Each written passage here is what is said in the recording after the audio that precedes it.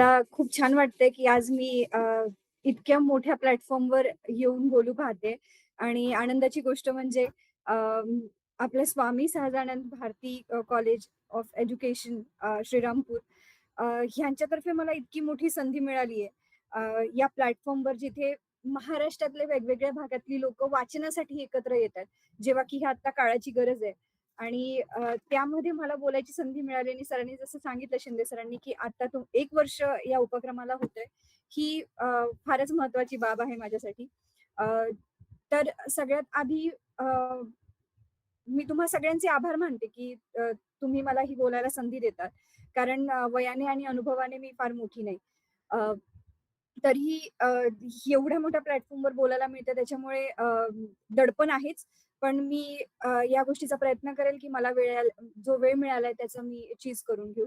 अ, सगळ्यात आधी मला हे सांगू वाटतं, की शिंदे सरांची आणि माझी ओळख किंवा आमचं बोलणं बाभळीच्या बाया हे माझं पुस्तक आल्यानंतर झालं आणि अ, ह्या प्लॅटफॉर्मवर येऊन बोलावं अ, ह्यासाठी जरी बोलवणं आलेलं असेल, तरीही आजचा जो माझा विषय आहे, तो सामाजिक परिवर्तनाचे दस्तऐवजीकरण, लेखन आणि युवकांची भूमिका हा आहे. कारण ते माझ्या अनुभवातलं आहे आणि मी सरांना याबद्दल म्हटलं, की मला डॉक्युमेंटेशन म्हणजे दस्तऐवजीकरणाबद्दल बोलायचंय. आभळीच्या बायांमुळे मला आत्ता लेखक म्हणून ओळख मिळाली हे माझं पहिलंच पुस्तक आहे ज्याबद्दल मी लिहिते आणि मला कधीच वाटलं नव्हतं की मी ते पुस्तक लिहीन. पण मी ते का लिहू वाटले याबद्दल पण मी बोलेन. पण मी तुम्हा सगळ्या ऐकणाऱ्या लोकांना नम्र विनंती करू इच्छिते की कुणीही ह्या पुस्तकाचं मी मार्केटिंग करते किंवा मी याचं बाजारीकरण करते असं बिलकुल नाहीये. तर हे पुस्तक काम म्हणजे पुस्तक लिहिताना जे मला सामाजिक अनुभव आले ते माझ्यासाठी महत्वाचे आणि मग मला वाटलं की तरुणांनी लिहिणं का महत्वाचं आहे, डॉक्युमेंटेशन का महत्वाचं आहे, दस्तऐवजीकरण का महत्वाचं आहे, हे मला कळायला लागलं. त्याच्यामुळे मला वाटलं की या विषयावर आपण खुलून बोललं पाहिजे. ह्या गोष्टींच्या नोंदी असल्या पाहिजेत. तर मी ह्यापासूनच बोलायला सुरुवात करणार आहे. खूप जास्त काही मांडण्यापेक्षा मला खूप महत्त्वाच्या आणि मुद्देसूद गोष्टी मांडू वाटतात. माझं शिक्षण Tata institute of social sciences मुंबईमधनं झालंय आणि मी एम-एस-डब्ल्यू तिथनं केलंय. अ, तिथे शिकताना मला हे कळलं, की रिसर्च करताना किंवा आता आम्हा सगळ्या लोकांना फील्डवर जाऊन काम करायचंय. तर फील्डवर काम करताना विचार कसा करायचा हे त्या इन्स्टिट्यूटने शिकवलंय. म्हणजे हे फार कठीण आहे, की तुमच्याजवळ सगळ्या गोष्टींचं लिखाण अवेलेबल आहे, पुस्तकं आहेत, भारताच्या काय देशाच्या कानाकोपऱ्यातली पुस्तकं आहेत, इतिहास तुमच्या जवळ जमा आहे. पण तो इतिहास वाचताना त्याचा अभ्यास करताना आपण त्याला कुठल्या दृष्टिकोनातून समजून घेतलं पाहिजे, त्याच्यावर विचार कसा केला पाहिजे हे टाटा इन्स्टिट्यूटमधनं समजायला लागलं. फील्डमध्ये काम करताना पण आपणही यावर प्रश्न विचारू शकतो. आपण या व्यवस्थेवर पण प्रश्न विचारू शकतो. ही भावना निर्माण व्हायला लागली आणि मग प्रश्न उत्तरांची मालिका मनात सुरू व्हायला लागली. तर खरं सांगायचं म्हणजे मी सर सगळं ठीक आहे? शिंदे सर मी बोलत सुटले म्हणून मला विचारायचंय की येस आवाज मॅडम. येईल? आवाज क्लिअर येतोय. येस, थँक व्यवस्थित यू. आहे. ओके. हां, धन्यवाद. हां. तर मला ह्याबद्दल लिहिताना म्हणजे मी सोशल वर्कची स्टुडंट आहे. त्यामुळे पहिल्या वर्षी आणि दुसऱ्या वर्षी आम्हाला अभ्यासक्रमातच हे होतं, की आम्हाला फील्डवर जाऊन काम करायचं होतं. तर फील्डवर जाऊन काम करताना सगळ्यात पहिला प्रश्न तिथनंच सुरू झाला, की तुम्ही फील्ड कशाला म्हणणार? म्हणजे तुम्हाला इथं-इथं जाऊन काम करायचंय हे आपल्याला कॉलेज सांगतं. सोशल वर्कचे जर विद्यार्थी असतील तर आपल्याला हे कळेल, की आपल्याला काय सांगितलं जातं तर झोपडपट्टीमध्ये, जिथं अनाथ मुलांची वस्ती आहे, जिथं देहवापर करणाऱ्या स्त्रियांची वस्ती आहे, जिथं मार्जिनलाइज्ड कम्युनिटी, दलित, आदिवासी अशा लोकांच्या वस्त्या आहेत. तिथं जाऊन आपल्याला फील्ड वर्क करायचंय. म्हणजे त्यांच्या जीवनाच्या उन्नतीसाठी, त्यांच्या अं, प्रगतीसाठी आपल्याला काम करायचंय हे आपल्याला शिकवलं जातं. पण हे कोण ठरवतं की हे फील्ड आहे? ह्यांच्यासोबतच काम करायचंय. आता जेव्हा की आपण अशा समाज व्यवस्थेत राहतो जिथं अ, भारतातील सगळ्यात श्रीमंत आणि सगळ्यात गरीब ही दरी जगात सगळ्यात मोठी आहे. तर आपल्याला कोण सांगतं की आपल्याला फक्त ह्याच लोकांसोबत काम करायचं आणि ह्या नाही. म्हणजे जिथं भ्रष्टाचाराची संख्या सगळ्यात जास्त, जिथं व्यभिचाराची संख्या सगळ्यात जास्त, जिथं अ, अ, लाच घेणं किंवा नैतिकता न बाळगणं ह्याचं प्रमाण जर वरच्या थरात जास्त आहे, तरीही आपल्याला नैतिकते आणि प्रगतीबद्दल काम खालच्या स्तरात का करायचंय? तर हे फील्ड कोण ठरवतं? या सगळ्या गोष्टींचे विचार तेव्हापासूनच डोक्यात यायला लागले होते.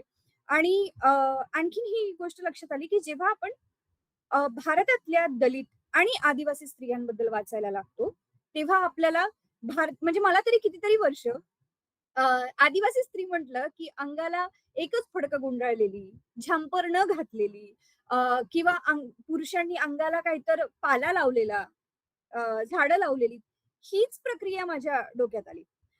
आणि मग जर ते आर्मीच्या क्षेत्रात असेल किंवा नक्सलाइट एरियांमध्ये असेल, तर त्या सगळ्यांना नेहमी शोषितच दाखवण्यात आलंय. दलित स्त्रिया म्हणजे आपल्या साहित्यात सुद्धा आणि आपल्या चित्रपटांमध्ये सुद्धा एकतर संघर्षाच्या शेवटी मरण पावली आहे किंवा तिच्यासोबत काहीतरी वाईट झालंय आणि ती समाजाच्या बाहेरच राहिली आहे. तिचं विक्टिमायझेशनच झालंय. तिचा संघर्ष दाखवून तिला दुबळच दाखवलंय, तिला अबलाच दाखवलेलं आहे. आणि हे दलित आणि आदिवासी स्त्रियांसोबत खूप मोठ्या काळापासून होत आलेलं आहे. तर आपल्याकडला जो साहित्याचा प्रकार आहे, त्यामध्ये विक्टिमायझेशन हे इतकं कॉमन करण्यात आलंय. विक्टिमायझेशन म्हणजे एखाद्याचा दुबळेपणा दाखवून ती गोष्ट विकणं. हे इतकं सहज करण्यात आलंय, की आपल्याला आपल्या डोळ्यासमोर तीच इमेज आतापर्यंत तयार राहिली आणि मी पण माझ्या पण वाचनात अनेक वर्ष तीच इमेज होती. आणि मग जेव्हा फील्डवर जाऊन काम करण्यात आलं आणि मी अशा भागात काम करायला लागली, जिथे दलित आणि आदिवासींची संख्या इतर कम्युनिटीज पेक्षा जास्त आहे आणि त्यांच्या शेती तिथे आहे, त्यांचं काम करण्याचं क्षेत्र ते आहे. त्यांची लोकसंख्या सगळ्यात जास्त आहे आणि मग जेव्हा त्यांचं जीवन मी जवळून बघायला लागले, तेव्हा मला कळायला लागलं, की मी आतापर्यंत जे वाचलं होतं ते फार विपरीत आहे. ह्या बाया खूप खमक्या आहेत. ह्या बाया प्रचंड स्वाभिमानी आहेत, प्रचंड मेहनती आहेत आणि अशा जगण्याला भिडणाऱ्या बाया आहेत. आणि मला असं वाटलं, तर हे माझ्या वाचनात का नाही आलंय अजूनपर्यंत? मला हे का नाही कळलं? त्याच्यामुळे मला असं वाटलं, की मी जे रोज बघते, आता मी ज्या बाईला रोज बघते, मला तिला आजपर्यंत मी तिच्या समूहाबद्दल जे विक्टिमायझेशनच वाचत आलीये, ते मी खोडून काढलं पाहिजे. ते जर मी आज माझ्या शेजारी असलेल्या बाईबद्दल लिहिलेलं नाही, जर मी हिच्या संघर्षाबद्दल लिहिलं नाही, जर मी हिच्या आतापर्यंत होणाऱ्या तडजोडीबद्दल लिहिलं नाही, हिच्या दृष्टिकोनाबद्दल लिहिलं नाही, तर ही इतिहासातून नष्ट होईल. ही काही वर्षांनी मरून जाईल आणि हिच्यासोबत हिचा इतिहास सुद्धा मरून जाईल, हिच्या कथा सुद्धा मरून जातील आणि म्हणून आजपर्यंत तिच्याबद्दलची, तिच्या समाजाबद्दलची जी काही कथा माझ्या डोळ्यासमोर होती, जी इमेज माझ्या डोळ्यासमोर होती, ती तशीच आजन्म पुढच्या पिढीपर्यंत निघून जाईल, जर मी आता ह्या स्त्रीबद्दल लिहायला सुरुवात नाही केली. आणि म्हणून मला असं वाटायला लागलं, की डॉक्युमेंटेशन फार महत्वाचं आहे. मी त्या बायांचा संघर्ष मी जो बघतेय, तो लिहिणं फार महत्वाचं आहे. आणि हे भारतीय समाज व्यवस्थेबद्दल फारच सोप्या पद्धतीने घडण्यात आलंय आधीपासून. कारण अ, भारतामध्ये आतापर्यंत लेखणी आणि लिखाणाचे अ, सगळे हक्क हे एका सामूहिक गटाकडे होते. एका एका स्पेसिफिक गटाकडे होते आणि त्यांनीच त्याच्याबद्दल लिहिलंय. कारण लिहिण्याची, शिक्षणाची मुभा इतर समाजांना नव्हती. त्याच्यामुळे मला ह्याबद्दल नेहमी खूप खूप महत्वाचं वाटतं, की संभाजी भगत साहेबांचं एकदा मी कुठेतरी ऐकलं होतं. ते बोलले होते, की जोपर्यंत शिकारीची कथा लिहित असताना, शिकार होण्याची कथा लिहित असताना, जोपर्यंत हरीण त्याची कथा लिहिणार नाही, तोपर्यंत शिकार करण्याच्या कथेमध्ये नेहमी शिकारी हाच हिरो असणार आहे. त्याच्यामुळे मला हे वाटायला लागलं, की दुसरी बाजू लिहिणं, स्वतःच्या कथा लिहिणं या खूप महत्वाच्या आहेत. तर रिसर्चमध्ये आणखीन एक गोष्ट फार महत्वाची असते, जी आम्हाला टीसमध्ये शिकवण्यात आली आणि ज्याचा पुढच्या माझ्या लिखाणांमध्ये आणि मला दृष्टिकोन मिळण्यामध्ये फार उपयोग झाला, ती म्हणजे अ, पुस्तक हातात घेताना. आता तुम्ही कोणाचंही पुस्तक हातात घेताय आणि मी स्पेशली मला तरुणांना पण हे सांगू वाटेल आणि इतर पण लोकं जी वाचतात त्यांना मला हे सांगू वाटेल, की आपण जेव्हा कुठलं पण पुस्तक हातात वाचायला घेतो, तेव्हा ते पुस्तक वाचण्याच्या आधी सर्वात आधी वाचावं, की ते पुस्तक कुणी लिहिलंय. जेंडर म्हणजे त्या लेखकाचं जेंडर, त्याचं सोशल लोकेशन. सोशल लोकेशन खूप महत्वाचं आहे. आपण हे डिनाय नाही करू शकत. नाव खूप महत्वाचं आहे. शेक्सपियर म्हणतो नावात काही नाहीये आणि त्या वाक्याच्या खाली नाव लिहितो. त्यामुळे नाव खरंच महत्वाचं आहे. जो लेखक आहे त्या व्यक्तीचं सोशल लोकेशन काय आहे? त्याने ते कुठल्या काळात लिहिलंय आणि हे लिहिताना, हे पुस्तक लिहिताना, ही कथा लिहिताना कुणाचा पर्स्पेक्टिव्ह मिसिंग आहे. म्हणजे कुणाचा यात उल्लेख नाहीये किंवा कुणाचा दृष्टिकोन ह्या पुस्तकात नाहीये. म्हणजे जर मी आता पुस्तक उघडून एखाद्या अ, अशा बाईबद्दल लिहायला लागली, जिचा माझ्या आयुष्याशी थेट संबंध नाहीये. मी तिथे गेली आणि मग मी तिला ऑब्झर्व्ह केलं, मी तिचं निरीक्षण केलं आणि तिच्याबद्दल लिहिलं. तर मी त्याच गोष्टी निरीक्षण करेन ज्याची मला समज आहे. जे मला आतापर्यंत समजण्यात आलंय, जे मला आतापर्यंत कळतंय, की हा ही गोष्ट मी ऑब्झर्व्ह केली पाहिजे आणि माझ्या बुद्धिमत्तेनुसारच मी तिला मोजमाप करणार आहे. पण त्याच्या पलीकडे तिचं आयुष्य फार मोठं आहे. ती जोपर्यंत तिच्या आयुष्याबद्दल लिहिणार नाही तोपर्यंत त्याला महत्वच नाहीये कुठेच. आणि ते फार एकतर्फा असेल. म्हणून पुस्तक लिहिताना या 2-3 गोष्टी महत्त्वाच्या आहेत, की आपण कुणाबद्दल हे पुस्तक कुणी लिहिलंय, कुठल्या काळात लिहिलंय आणि याच्यामध्ये कुणाचा पर्स्पेक्टिव्ह मिसिंग आहे. म्हणून जेव्हा मी पुस्तकाच्या अ, दस्तऐवजीकरणाबद्दल लिहिते, म्हणजे डॉक्युमेंटेशन बद्दल लिहिते, डॉक्युमेंट करण्याबद्दल लिहिते. हे इतकं सोपं आहे आत्ताच्या काळात आणि ते आता सगळ्या तरुणांनी केलं पाहिजे, कारण ती आता आपली नैतिक जबाबदारी आहे. जर ती आता आपण नाही केली, तर मग पुढच्या काळामध्ये इतिहास असाच संपून जाईल जसा आतापर्यंत संपत आलाय किंवा इतिहास तो तसाच रिराईट केला जाईल, जो कुठल्या तरी वेगळ्याच पर्स्पेक्टिव्हनी असेल. त्याच्यामुळे एकाच गोष्टीचे किंवा तुम्ही जे मांडू पाहताय त्याची दुसरी बाजू पण मांडल्या गेली पाहिजे. शोषितांच्या राजकारणामध्ये, शोषितांच्या साहित्यांमध्ये शोषितांनीच बाजू मांडली पाहिजे, कारण ती त्यांची कथा आहे. पास द माईक झालं पाहिजे. आतापर्यंत दलित, आदिवासी आणि सगळ्या शोषित लोकांच्या कथा कोणीतरी दुसऱ्यांनी लिहिल्या, जे त्या व्यवस्थेचा भाग नाहीये आणि जे त्यांचा आवाज बनू पाहत आहेत. पण आता जेव्हा ही समज यायला लागते, तेव्हा आपल्याला हे कळायला लागतं की पास द माईक खूप महत्वाचं आहे. पास द माईक म्हणजे स्वतःच्या हातात आजपर्यंत असलेला माईक अशा लोकांच्या हातात देणं, जी त्यांची स्वतःची कथा आहे. आणि जर ते माईक पास केल्यानंतरही बोलत नसतील, त्यांची शांतता असेल, तर ती शांतताही आपण समजून घेतली पाहिजे. ही आपली संवेदनशील लोकांची नैतिक जबाबदारी आहे, की आपण त्यांची कर्कश शांतताही समजून घेतली पाहिजे. त्यांना बोलण्याची संधी दिली पाहिजे, कारण ही संधी त्यांचीच आहे. हा संघर्ष त्यांचा आहे, तर त्यांचा संघर्ष त्यांनी मांडला पाहिजे, असं मला वाटतं. त्यामुळे जेव्हा मी बाभळीच्या बाया हे पुस्तक लिहायला घेतलं, हे खरं तर पुस्तक नव्हतंच. मी झरी जामणी तालुक्यात काम करायला गेली होती. मी वर्धेची प्रॉपर आहे, त्याच्यामुळे माझी बोलीभाषा विदर्भाची आहे. मी मुंबई सोडून डायरेक्ट अशा ठिकाणी कामाला गेल्यामुळे फार एकांतवासात राहिलेली होती आणि सोशल मीडियाशिवाय माझ्याजवळ दुसरा कुठला पर्याय नव्हता माझ्या मित्र-मैत्रिणींपर्यंत टिकून राहण्यासाठी. आणि सोशल वर्कची स्टुडंट असल्यामुळे एक समज आली होती, की समाजाबद्दल ह्या गोष्टी आपण टिकवू शकतो. शिक्षणाबद्दल प्रचंड आकर्षण मला आधीपासून राहिलेलं आहे. मला असं वाटतं, की शिक्षणामुळे माणसाच्या आयुष्यात आमूलाग्र बदल होतो. त्याला गुलामीकडून स्व-आकलनाकडे आणि नंतर अ, समाजाचं भान येण्यापर्यंतची जर ताकद काय कोणी देत असेल, तर ते शिक्षण देतं. त्याच्यामुळे मला शिक्षणाबद्दल अ, फारच आकर्षण आहे आणि म्हणून मी जेव्हा काम करायला लागली, तेव्हा मला शिक्षणाच्या संदर्भात लेन्स, मुलींचं शिक्षण कसं आहे, स्त्रियांचं शिक्षण कसं आहे, त्यांच्या जगण्याच्या कला कशा आहेत, लाईव्हलीहूड कसं आहे, छोट्यातल्या छोट्या गोष्टीमधली पॅट्रियार्की कशी काम करते, या गोष्टी हळू-हळू कळायला लागल्या. आणि मग जर मला काहीतरी फार महत्वाचं वाटलं, तर मी त्याला सोशल मीडियावर लिहू लागले. आणि माझे मित्र-मैत्रिणी जे इतर म्हणजे भारताच्या इतर वेगवेगळ्या ठिकाणी काम करतायत, हे आमच्याजवळ एकमेव साधन होतं, की आम्ही एकमेकांच्या कामाबद्दल एकमेकांना सांगू. आणि मग जेव्हा हे लिहायला लागलं, तेव्हा मला असं कळलं, की काही-काही गोष्टी इतक्या महत्त्वाच्या आहेत, की त्या सोशल मीडियावर नाही लिहिल्या जाऊ शकत. म्हणजे त्याच्यासाठी मला काहीतरी खूप मोठं एखादी लेख लिहावा लागू शकतो किंवा हे मला असं वाटायला लागलं, की हे हे पोहोचलं पाहिजे, हे सांगणं किती महत्त्वाचं आहे. म्हणून मग मी एक-एक लेख लिहायला लागले. 10वीत मला सगळ्यात कठीण गेलेला पेपर म्हणजे मराठी होता. माझा खूप हात दुखायचा. मला असं वाटायचं, की अ, हा खूपच मूर्खपणा आहे, की कशाला कुठलातरी लेखक काहीतरी लिहितो आणि मग तो काहीतरी दुसऱ्याच भाषेत लिहितो, दुसरंच मेटाफर वापरून आणि अलंकारित भाषेत काहीतरी लिहितो आणि तो म्हणतो, की मग आपल्याला विचारलं जातं, की हां, या वाक्यामध्ये लेखकाला काय म्हणायचंय? मला असं वाटायचं, की लेखकाला काय म्हणायचंय? लेखकाला सांगू देत. आपल्याला काय करायचं लेखकाला काय म्हणायचं? आणि लेखकाने तरी का असं वेगवेगळ्या भाषेत लिहिलंय? आणि या सगळ्या गोष्टी चा खूप त्रास व्हायचा, खूप हात दुखायचा. पण जेव्हा मला असं वाटायला लागलं, की माझा अनुभव जेव्हा मला यायला लागला, तेव्हा मला असं वाटायला लागलं, की हे याची प्रत्येक बारीक गोष्ट डिटेल लिहिणं किती महत्वाचं आहे. कारण या प्रत्येक गोष्टीमध्ये सिम्बॉलिझम आहे. या प्रत्येक गोष्टीमध्ये भारताचा खूप मोठा इतिहास आहे, जाती व्यवस्थेचा इतिहास आहे. ह्यामध्ये भारतीय समाज व्यवस्थेचा, वर्गीकरणाचा, लिंगाचा खूप मोठा इतिहास आहे आणि हे लिहिलं गेलं पाहिजे.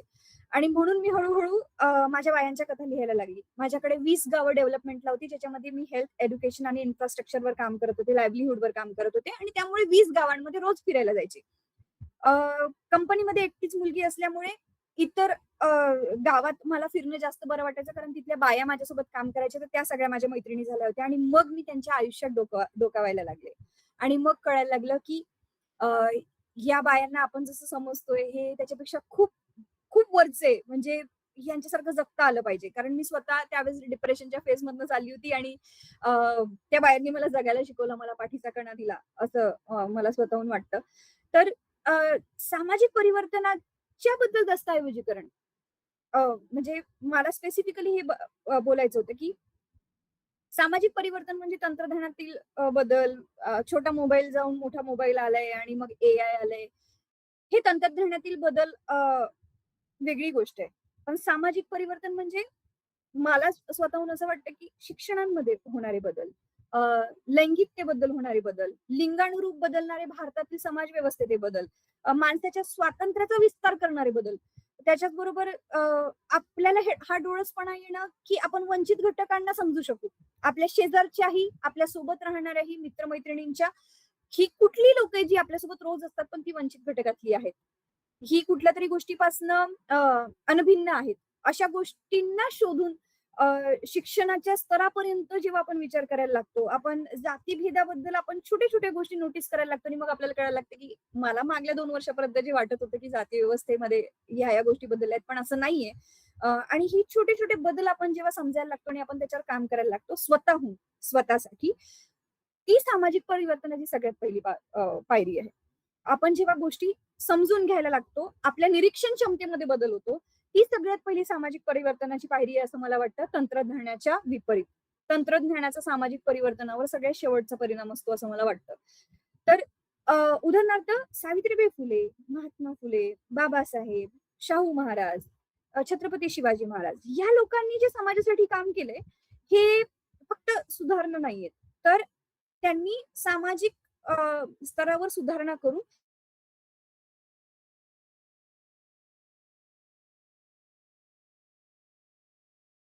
ह्याच्यामध्ये सगळ्यात महत्वाचा भाग असतो डॉक्युमेंटेशनचा, दस्तऐवजीकरणाचा. आज आपल्या म्हणजे आपण बोलताना बरेचदा बोलून जातो, की त्यांचे विचार ना काळाच्या खूप पुढे होते. तर हे आपल्याला कसं कळलं, की त्यांचे विचार काळाच्या पुढे होते? कारण त्या विचारांची नोंद ठेवण्यात आली. तिथे होणाऱ्या घटकांची नोंद ठेवण्यात आली. तिथे जे प्रसंग घडले त्याची नोंद ठेवण्यात आली आणि म्हणून ते प्रसंगांची नोंद असणं फार महत्वाचं आहे. तर ते तुटक्या-मुटक्या भाषेत असावं, ते कुठल्याही पद्धतीत असावं, ते लेखनाच्या फॉर्ममध्ये असावं, चित्रपटांच्या फॉर्ममध्ये असावं, कवितांच्या फॉर्ममध्ये असावं, ते कशातही असावं. पण ते दस्तऐवजीकरण करणं महत्वाचं आहे, असं मला स्वतःहून वाटतं. कारण मला फोटोज काढायची खूप आवड होती. त्याच्यामुळे मी माझ्या बायांचे खूप फोटो काढले. तर जर तुम्ही कधी पुस्तक वाचलं, तर त्याच्यामध्ये तुम्हाला कळेल, की खूप छोट्या-छोट्या गोष्टींमध्ये बायांचे फोटो मी टाकले आहे, की अ, एकदा संकल खेळतानाचाच एक अनुभव मी त्यात लिहिलेला आहे. तर त्याचा फोटो माझ्याकडे होता. अ, आम्ही आमच्या बायांच्या म्हणजे गावांमध्ये काम करताना ज्या-ज्या गोष्टी मला दिसल्या आणि त्याचं मला असं वाटलं, की हा फोटो फार महत्वाचा आहे. तर मी त्या गोष्टींची डॉक्युमेंटेशन म्हणून नोंद केली. तर लिखाण माझ्यासाठी खूप नंतर आलं. माझ्यासाठी सगळ्यात मोठं डॉक्युमेंटेशन फोटो काढणं होतं. तर माझ्याकडे कमीत कमी 5,000 ते 7,000 फोटो आहेत, जे मी ते गावात काम करताना 3 वर्षात काढलेली आहेत. आणि मग त्याच्यानुसार मला प्रसंग मांडणं सोपं जायला लागलं. मी मुळात लेखक नाही. मला लिहिताना प्रचंड व्याकरणाच्या चुका होतात. पण मला हे वाटत होतं, की मी जे लिहिते ते दस्तऐवजीकरण ह्याच्यासाठी महत्वाचं आहे, कारण ते काही मी साहित्यासाठी लिहित नाही. अ, मला साहित्यातलं खूप काही कळतं अशातला पण भाग नाही. अ, मला साहित्यात अलंकारिक भाषा येते आणि म्हणून ती लोकांपर्यंत पोहोचली पाहिजे असंही काही नाही. एक वाक्य लिहिताना मला 3-4दा वाक्यरचनाही बदलता म्हणजे बदलावी लागते बऱ्याचदा. पण मला तरीही ते धाडस करू वाटलं, कारण त्या साहित्यापेक्षा, त्या वाक्यरचनेपेक्षा अ, त्या बायांचा संघर्ष, त्या बायांचं जगणं मला काळाच्या नोंदींमध्ये ठेवायचं होतं. म्हणजे पुढच्या 50-60 वर्षामध्ये जर हे कुठे काही झालं, की जेव्हा खाणी खणल्या जात होत्या, जेव्हा वृक्षतोड होत होती, तेव्हा सगळं विकास होत होता. हे लिखाण जेव्हा 50 वर्षानंतर अवेलेबल असेल, त्याच्यासोबत कुठेतरी कोपऱ्यात माझंही लिखाण असावं, की त्यासाठी माझ्या बायांनी संघर्ष केला होता, की नाही हे व्हायला नकोय. झाडं तोडल्या जाऊ नयेत. जेव्हा महाराष्ट्र शासनाच्या शाळा एका वेळी 15-15, 20-20 हजार झडपीच्या शाळा बंद होत होत्या आणि कॉन्व्हेंटकडे मुलांचं लक्ष जात होतं आणि मग हे पुश करण्यात आलं होतं, की या शाळांमध्ये कुणीच जात नाही. या शाळांमध्ये शिक्षकांना आपण फालतूच एवढा पगार देतो आणि म्हणून मग या सगळ्या पोरांना बसनी आपण कॉन्व्हेंटला पाठवलं पाहिजे. हे जेव्हा ग्लोरीफाय करणारं एक डॉक्युमेंट 50 वर्षानंतर येईल, तेव्हा माझ्यासोबत एक छोटंसं डॉक्युमेंट असलं पाहिजे, ज्याच्यामध्ये मी लिहिलेलं आहे, की जिल्हा परिषदच्या शाळा वाचवण्यासाठी त्यावेळेसच्या लोकांनी संघर्ष केला होता. म्हणून प्रत्येक वेळी लिखाण ह्याच्यासाठी महत्वाचं आहे, की तुम्ही काळाच्या नोंदी आपल्याला ठेवता आल्या पाहिजे. प्रश्न विचारण्याची वृत्ती आपल्याला हे विकासाचे आणि पुरोगामित्व सामाजिक परिवर्तनाचे विचार आपल्याला देतात. त्याच्यामुळे प्रश्न विचारता आले पाहिजे. परंपरेला अंधपणे न मानता प्रश्न विचारण्याची मुभा जर आपल्याला कोणी देत असेल, तर हे लेखनच आहे, जे आपण मागल्या काही वर्षांपासून आपल्याला दिसतंय, की ती लोकं जरी आज आपल्यासोबत जिवंत नसतील, तरी त्यांचं लिखाण आहे आणि त्यांचं लिखाण जेव्हा आपण वाचतो, तेव्हा पुढच्या काळाला प्रश्न विचारण्याची आपल्यात हिंमत तयार होते. अन्यायाविरुद्ध उभं राहण्याची आपल्याला हिंमत तयार होते. म्हणूनही मला असं वाटतं डॉक्युमेंटेशन फार महत्वाचं आहे. तर डॉक्युमेंटेशन किंवा दस्तऐवजीकरण म्हणजे काय? तर ते आहे अनुभवांची नोंद घेणं, संघर्षाची नोंद घेणं, चळवळींची नोंद ठेवणं आणि सामान्य माणसाच्या जीवनकथांची नोंद ठेवणं. या सगळ्या गोष्टी डॉक्युमेंटेशनमध्ये येतात. तर दस्तऐवजीकरणामध्ये येतात. तर ते का आवश्यक आहे? सगळ्यात महत्वाचं म्हणजे इतिहास जतन करण्यासाठी महत्वाचं आहे दस्तऐवजीकरण. एकच बाजू मांडण्यापेक्षा सगळ्या पद्धतीच्या बाजू, आजपर्यंत लपल्या गेलेली बाजू, दबल्या गेलेली बाजू, ज्याचा आवाज नव्हता ती बाजू मांडण्याचं काम दस्तऐवजीकरण करतं. त्याचबरोबर अदृश्य लोकांना दृश्यमान करण्याचे काम करतं. मला असं वाटतं, की मी ज्या बायांसोबत काम केलंय, त्या इतक्या दृश्य आहेत, त्या इतक्या अदृश्य आहेत. त्याचं एक उदाहरण सांगायचं म्हणजे आमच्यासोबतच्या म्हणजे मी 20 बाया ज्या माझ्यासोबत काम करणार आहे, त्याच्यापैकी आमच्या एक सुनीताताई आहे. त्यांनी आयुष्यात कधी चित्रपट पाहिला नव्हता आणि मला कळलं होतं, की ह्या कधीच चित्रपट पाहत नाही. त्याच्यामुळे मी त्यांना म्हटलं होतं, की "जर तुम्ही चित्रपट पाहायला नाही घेणार, तर मी तुमचा पगार नाही काढणार." सगळ्या बायांचा. आणि त्यांना ₹50 तास असं आम्ही द्यायचो. त्याच्यामुळे त्या सगळ्या बाया एकत्र मिळून चित्रपट बघायला 32 किलोमीटर दूर गेल्या. ज्याने 2 वेळा त्यांना टेम्पो बदलावा लागला. आणि मग जेव्हा त्यांनी चित्रपट पाहिला, तेव्हा लाल सिंग चड्ढा नावाचा चित्रपट लागला होता आणि त्या बघायला गेल्या आणि त्यांनी आयुष्यात एवढी मोठी स्क्रीन बघितली नव्हती आणि जेव्हा सगळ्यात पहिला सीन उघडला आणि समोरून ट्रेन आली, तिला वाटलं की ही खरी ट्रेन आहे आणि तिच्या अंगावर येते आणि तिने बसल्या जागी मागच्या सीट्सवर उडी मारली. तिच्या बांगड्या फुटल्या, ती पडली आणि ती घाबरली. तिला पाणी द्यावं लागलं आणि तिला नंतर कळलं की अरे हे इथे स्क्रीन आहे, इथनं बाहेर येत नाही. तर त्या इतक्या दुर्गम भागातल्या स्त्रिया आहेत. तर मला असं वाटतं की जर मी हे कुठे लिहिलं नसतं, तर आमच्या सुनीताताई म्हणजे पुढच्या 50 वर्षात कुणालाच लक्षात राहिलं नसतं. कुणाला सुनीताताई असं नावाची कुठलीतरी बाई त्या गावात होती आणि तिचं जगणं असं होतं हे हे कधीच कुणाला कळलं नसतं. त्याच्यामुळे हे दस्तऐवजीकरण महत्वाचं आहे. परिवर्तन समजून घेण्यासाठी दस्तऐवजीकरण महत्वाचं आहे. म्हणजे जेव्हा मी 1950 चं काहीतरी लिखाण वाचते आणि 1970 चं काहीतरी लिखाण वाचते. जे 2 वेगवेगळ्या 30 वर्षाच्या काळातलं आहे असं मी वाचते. त्याच्यामुळे मला त्यातला फरक कळतो. की या दोन्ही म्हणजे ह्याच्यामध्ये परिवर्तन काय झालंय का 20 वर्षात? किंवा याच्यामध्ये या लिखाणामध्ये द्वंद्ववाद काय आहे? हे कसं केलं जाऊ शकतं? किंवा ह्याच्यामध्ये फरक काय आहे? किंवा जर ते समान काळातलं असेल, तर कशा 2 व्यक्तींचे वेगवेगळे पर्स्पेक्टिव्ह असू शकतात. हे पण आहे. आता याचं एक साधंसं उदाहरण म्हणजे 1927 ला झालेला पाण्याचा संघर्ष. महाडच्या पाण्यासाठी झालेला 1927 चा संघर्ष आणि त्याचबरोबर त्याच्या 3 वर्षांनी झालेला मिठाचा पाण्याचा सत्याग्रह. हे 3 वर्षाच्या गॅपनी झालंय. पाण्यासाठी आणि मिठासाठी. पण माझ्या सिलेबसमध्ये मी मिठाचं वाचलं, पाण्याचं नाही. जेव्हा की मिठापेक्षा मला पाणी महत्वाचं. त्याच्यामुळे कुठलं डॉक्युमेंटेशन कोण करतंय, हे खूप महत्वाचं आहे. आणि ते कशा पद्धतीने मांडलं जातंय, हे पण महत्वाचं आहे. त्याच्यामुळे मला असं वाटतं, की ही आपली जबाबदारी आहेच, की आपल्या आयुष्यात जे आजूबाजूला घडतंय, तुमच्यासारखी सगळी लोकं जी आता मला असं वाटतं माझ्यासोबत इथं 74 लोकं दिसतायत, ही सगळी 74 लोकं. मला पूर्णपणे यावर विश्वास आहे, की सगळ्यांच्या आयुष्यातले संघर्ष, तुमच्या आजूबाजूला होणारे संघर्ष तुम्हाला रोज दिसतायत. तुम्हाला तुमच्या डोळ्यादेखत अ, तुम्हाला दिसतं, की आपल्याला जाती व्यवस्थेचा त्रास होतोय किंवा लैंगिक भेदभाव होतोय. फेमिनिझमच्या गोष्टी आजूबाजूला घडतायत. छळ होतोय. या सगळ्या गोष्टी आपल्याला आजूबाजूला दिसतात. पण ह्याचं दस्तऐवजीकरण आपण करत नाही. आपण ह्याबद्दल लिहीत नाही. त्यामुळे खूप छोट्या-छोट्या गोष्टीतनं आपण लिहिलं पाहिजे आणि ह्याचा ह्या डॉक्युमेंटेशनचा सगळ्यात महत्वाचा मुद्दा असा असतो, की त्यातनं प्रेरणा निर्माण होते.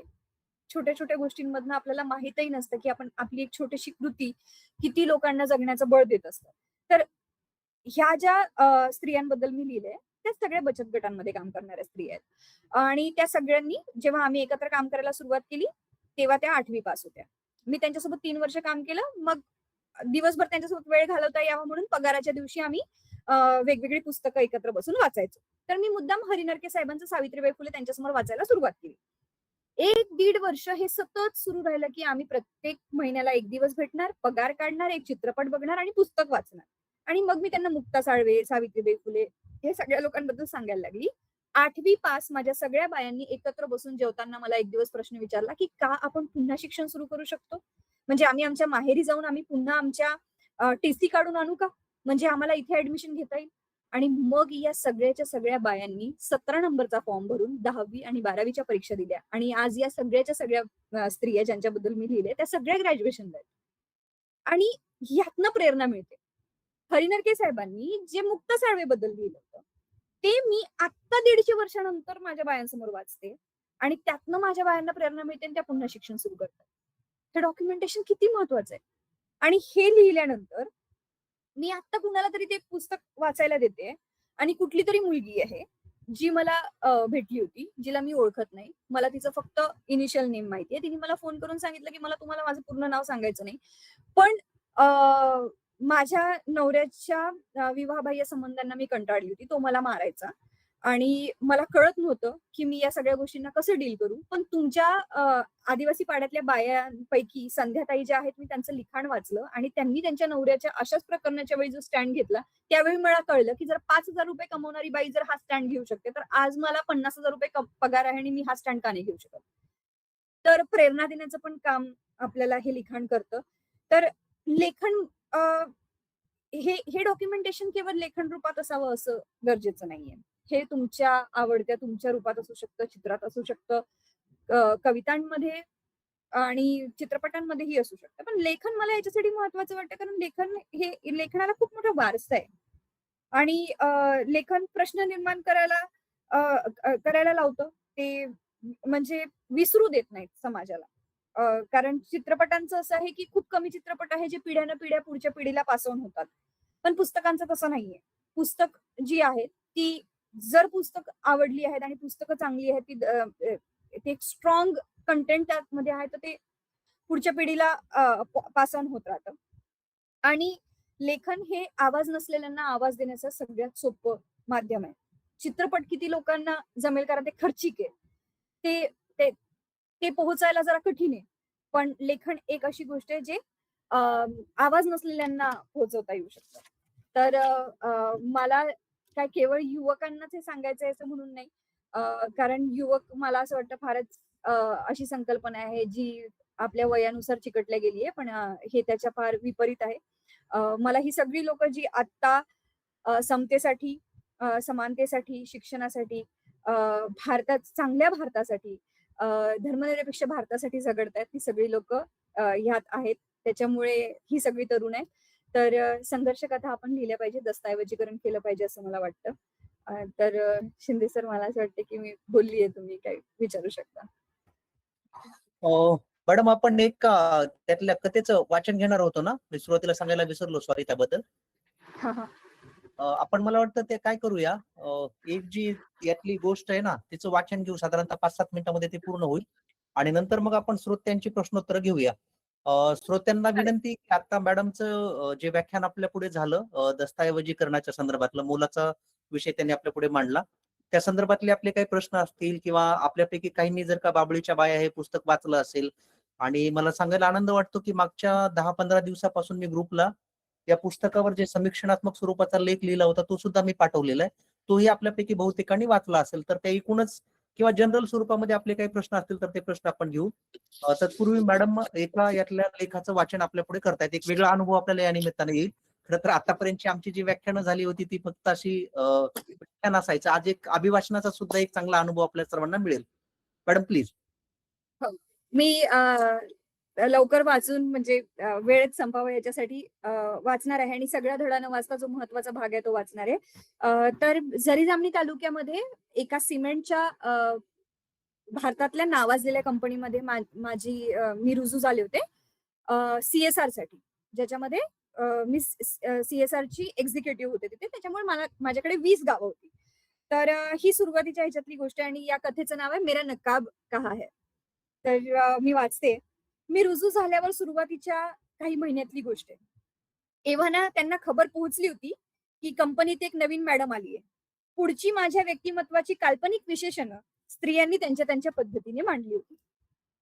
मी पहिल्या दिवशी गेली तेव्हा त्यांनी मला दारातच विचारलं, "कॉलेजची बॅग हवी आहे का?" या प्रश्नानं मला हसावं का रडावं ते कळलंच नव्हतं. कारण त्यांना मी कॉलेजची मुलगी वाटली होती. त्यातल्या त्यात मी घातलेल्या जीन्समुळे त्यांचा घोळ झाला असेल, असं गृहीत धरून मी माझंच सांत्वन केलं. पुढील काही दिवस माझं कुणीच ऐकत नव्हतं. त्यांना मी फार लहान वाटत होते कदाचित. म्हणजे तसं होतंही. त्यातल्या सर्व लेकरूवाळ्या आणि काही नातवंड असलेल्या बाया होत्या. पण कालांतराने गोष्टी मार्गी लागायला सुरुवात झाली. आमची मैत्री झाली, खेळीमेळीचं वातावरण तयार होऊ लागलं. पण त्या सर्व प्रशिक्षणात प्रामुख्याने लक्षात राहिली ती म्हणजे नग्मा. 22-23 वर्षाची, सुंदर, मोठे मोठे डोळे असलेली, उजळ रंगाची, सालस होतकरू मुलगी. तिची आई तिच्या लहानपणीच वारली. बापाला जास्त ओझं नको म्हणून 18व्या वर्षी तिचं लग्न झालं. 19व्या वर्षी बाळ पदरी पडलं. ती नित्यनियमाने शिवणकामाला यायची. रोज येताना तिच्या 2.5 वर्षाच्या लेकीला घेऊन यायची. एके दिवशी मला एकटं गाठून ती माझ्याकडे बोलायला आली आणि म्हणाली, "दीदी, मुझे ना ये सिलाई नहीं सीखनी, मुझे तो पार्लर सीखना है। वो आपसे बात कर पाऊँ इसलिए यहाँ पे आती थी।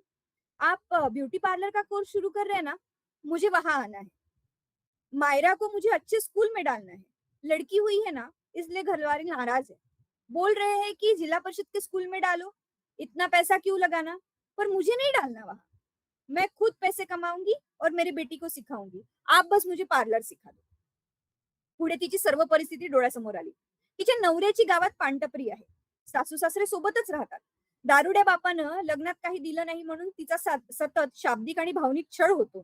इतर वडीलधारे लोकं, नातेवाईकही शेजारी-पाजारी राहतात. त्यामुळे तिला सतत बंधनात राहावं लागतं. मुस्लिम असल्याने बुरख्यात जगावं लागतं. नंदा, सासवा, मुलगी झाली म्हणून छळ करतात. नवरा तसा प्रेमळ आहे, पण आई-वडील आणि घरातील इतर सदस्यांसमोर त्याचंही काही चालत नाही. तिला घरात वावरता येत नाही, निवांत बसता येत नाही, माहेरी कुठे बोलायची सोय नाही. याचा सगळ्यांचा परिणाम आता तिच्या शरीरावर दिसायला लागला होता. तिचं हिमोग्लोबिनचं प्रमाण 6-7 वर आलं होतं. गाल, डोळे आत गेले होते. अंगाचा पार सापळा झाला होता. आणि घरून दुसऱ्या बाळासाठी दबाव होता. ह्यानं नग्मा चिंबून गेली होती. पण मला तिच्या धीराची आणि स्वाभिमानाची कमाल वाटायची. त्यामुळे जेव्हा 3 महिन्यांनी पार्लरचं प्रशिक्षण सुरू झालं, तेव्हा सर्वात आधी मी तिला फोन केला. तिला गटाची, पार्लरची, रेकॉर्डची आणि लेखाजोख्याची संपूर्ण जबाबदारी दिली. तिनेही मोठ्या हिरिरीने काम सुरू केलं. आजूबाजूच्या 8 गावातनं 16 मुलींची निवड करण्यात आली होती. 3 महिन्याच्या कालावधीत त्या सर्वांना प्रशिक्षण देण्यात येणार होतं. ज्यात त्या त्यांच्याच गावात जाऊन रोजगार निर्मिती करू शकतील, असं याचं आयोजन होतं. सकाळी 10:30 वाजता सर्व बाया एकत्र येत असत. नग्माकडे वर्गाची चाबी असे. त्यामुळे वर्गात आल्यावर 10:30 ते 11 या अर्ध्या तासात खोली झाडणे, साफसफाई करणे, हजेरी घेणे अशी कामं केली जायची. 11 वाजता मॅडम शिकवायला येत असत. सुरुवातीचा 1 आठवडा जरा एकमेकींना ओळखण्यात गेला. सर्व स्त्रिया एकमेकींसाठी नवीन होत्या. हळूहळू त्यांच्यात गट पडू लागली. ते होऊ नये म्हणून मी माझा टिफिन घेऊन तिथे जाऊन खाऊ लागली. त्यामुळे सर्वजणी एकत्र बसून जेवू लागल्या. दुसऱ्या आठवड्यापर्यंत जेवायला बसताना त्या सर्व गोलाकार बसू लागल्या. त्यांचं वर्तुळ आता मोठं होऊ लागलं. त्या एकमेकींसाठी जास्तीचं जेवण आणू लागल्या. एकमेकींशी मनातलं बोलू लागल्या. WhatsApp ग्रुप बनवून छोट्या-छोट्या गोष्टी एकमेकांना सांगू लागल्या. त्यांनी आपापसात साफसफाईचे दिवस वाटून घेतले आणि स्वच्छतेसोबतच वर्गाची सजावट, गाणी, फळ्यावरील डिझाईन, वर्गाची पुनर्रचना अशा छोट्या-छोट्या गोष्टी त्या स्वतःहून करू लागल्या. आता तो वर्ग त्यांच्यासाठी हक्काची जागा झाला होता. पुढच्या 1 महिन्यात तर एकमेकींच्या जिवलग बहिणीप्रमाणे झाल्या होत्या. कुणाच्या घरी काय चाललंय, कुणाचं माहेर कुठे, घरातली लोक किती, नवरा कसा आहे, सासू-सासरे कसे आहे, सासूरवास आहे का, यावर चर्चा होऊन फार रिपोर्ट तयार होता. पण त्या पलीकडे त्या सगळ्या मन लावून शिकत होत्या. शिकताना सामानाची बचत करत होत्या. जमेल तेवढं शिकून घेत होत्या. वहीत छोट्या-छोट्या नोंदी घेत होत्या. एकमेकींवर प्रशिक्षण करू पाहत होत्या आणि तरबेज होत होत्या. हे माझ्यासाठी कुठल्याच बक्षिसापेक्षा कमी नव्हतं. मग एक किस्सा घडला आणि नग्मा मला नव्यानं भेटली. माझ्या किती बायांना त्यांच्या घरातला टीव्हीचा रिमोट हातात घेता येत असेल मला माहित नाही. माझ्या किती बाया निवांत बसून त्यांच्या आवडीचं काहीतरी बघत असतील ह्यातही शंकाच आहे. त्यामुळे माझ्या बायांनी स्वतःच्या पार्लरमध्येच विश्व तयार केलं होतं, ज्यात त्या त्याच असायच्या. आडनावं, जबाबदाऱ्या, दडपण, भीती, नात्याचं ओझं सगळं बाहेर टाकून यायच्या. त्यात आमची नग्मा एकत्र कुटुंबातली. तिने बसून निवांत टीव्ही बघितला असेल ह्याची कल्पनाही मला होत नाही. म्हणून मी मुद्दाम क्लासमध्ये एक स्पीकर आणून ठेवला होता. घरातलं कोणी चॅनल बदलताना त्या एखाद्या गाण्याप्रमाणे बोल लक्षात ठेवत आणि क्लासला आल्यावर गाणं स्पीकरवर लावत. कधी-कधी केर काढताना केरसुनी घेऊन अचानक नाचायला लागत. एकमेकींना नाचायला ओढत. अगदी धुमाकूळ घालत. कितीतरी लांबपर्यंत त्यांच्या हसण्याचा आवाज येत असे. त्यामुळे त्या पार्लरच्या प्रशिक्षणाला एकही दिवस गैरहजर राहत नव्हत्या. ह्या सर्व प्रकारामुळे नग्माची तब्येत आता सुधारायला लागली होती. तिच्या चेहऱ्यावर तेज परतलं होतं. डोळ्याखालची वर्तुळं भरून निघाली होती. आता ती आणखीन नीटनेटकी राहायला लागली होती. नग्मा मुलीला अंगणवाडीत सोडून येत असे आणि सगळ्यात मुलींसोबत स्वतःचं बालपणही जगत असे. एके दिवशी क्लास संपण्याच्या वेळी मी तिथे व्हिजिटला गेली. सगळ्यांची परत जाण्याची धावपळ सुरू होती, पण गाणं मात्र फुल आवाजात सुरू होतं. आज मैं ऊपर आसमां नीचे, आज मैं आगे जमाना है पीछे. आणि या गाण्यावर सगळ्या थिरकत होत्या. काहींची पाळीनुसार साफसफाईची वेळ होती.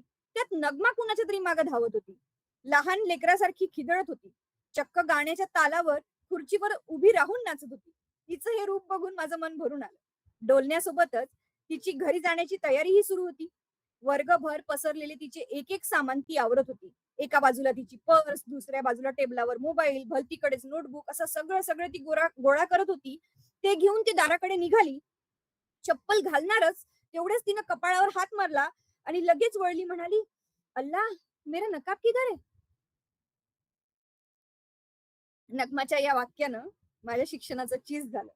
म्हणजे समाजातील पितृसत्ता संपायला आणखीन किमान शेकडा वर्ष तरी लागतील, पण इतक्या दुर्गम भागात माझ्या नग्मानं नकाब विसरण्या इतकं बेभान व्हावं, हे माझ्यासाठी आभाळ मिठीत घेण्यासारखं होतं. हे वाक्य ऐकल्यावर मी बराच वेळ स्तब्ध उभी राहिली. डोळ्याच्या कडेला अश्रू दाटले. दलदलीत फसलेल्या माझ्या या प्रसंगाला पायाखाली जमीन घावल्याचा भास झाला. त्या दिवशी मी नग्माला मन भरून पाहिलं. तिची पाठमोरी छबी नजरेआड होईपर्यंत मी गॅलरीत तिच्याकडे बघत उभी होती. नग्माच्या प्रसंगाने एकाएकी माझ्यातून वारं आरपार गेलं. एक सकारात्मक शक्ती जणू शरीरभर संचारली होती. नग्मा दिसेनाशी झाल्यावर मी जागीच वळून उभी राहिली आणि समोर होता आरसा. खरं तर आधीच्या धड्यांमध्ये मी याबद्दल लिहिले की माझ्या नैराश्याच्या काळात मी आरसाच घेतला नव्हता. आणि त्याच्यामुळे त्या दिवशी मी स्वतःला वळून आरशात बघितलं आणि हे जागीच वळून उभी राहिली. आजही आरशात बघताना अश्रू दाटले होते, मात्र संदर्भ वेगळा होता. त्या दिवशी मी स्वतःलाही खूप दिवसांनी न्याहाळलं. नग्माच्या बेभान होण्यानं मला भानावर आणलं होतं. तिनं मला जगण्याचं बळ दिलं होतं. आता आमची नग्मा स्वतःचं पार्लर चालवते. पंचक्रोशीतल्या गावातील नवऱ्या मुलींचे मेकअपची ऑर्डर घेते. तिने तिच्या मुलीला कॉन्व्हेंटमध्ये टाकलंय. घरचं झेंगाट कधी सरेल माहिती नाही, पण आता आमची नग्मा अशीच बहरत राहणार आहे, हे मात्र नक्की.